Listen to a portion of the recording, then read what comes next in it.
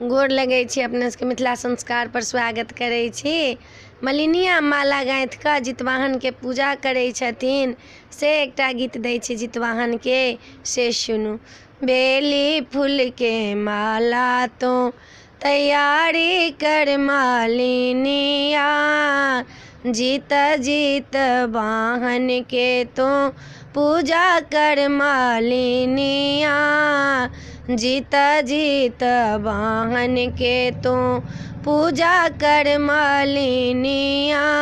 सुइया धागा नहीं है गथिए, बेटा सो गाथाए लिए। सुइया धागा नहीं है गथिए, बेटा सा गाथाए लिए। अष्टमी व्रत के माला तो तैयारी कर मालिनिया, अष्टमी व्रत के माला तो तैयारी कर मालिनिया।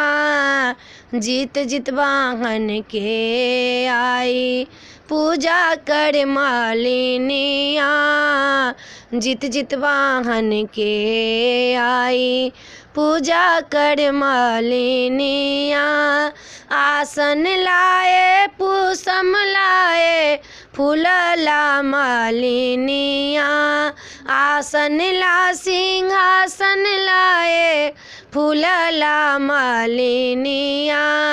पियर पियर फूल तो जितवाहन के चढ़न माँ, पियर पियर फूल तो जितवाहन के चढ़न माँ।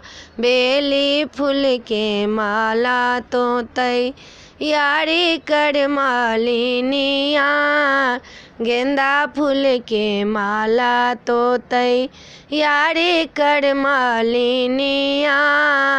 जित जित वाहन के तो आई पूजा कर मालिनिया, जित जित वाहन के तो आई पूजा कर मालिनिया।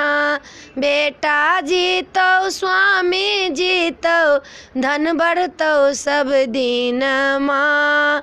बेटा जीतो स्वामी जीतो, धन बढ़तो सब दिन माँ।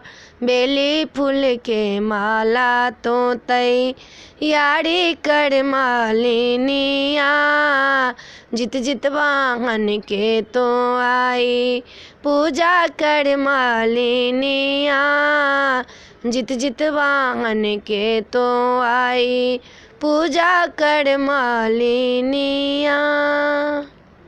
ये वीडियो में अच्छा लग अपने सबके ई मालिन के जितिया के गीत नीक लागत तो चैनल के सब्सक्राइब करऽ नहीं बिसरबै, जरूर सब्सक्राइब करबै, जरूर लाइक करबै, कहबै जरूर।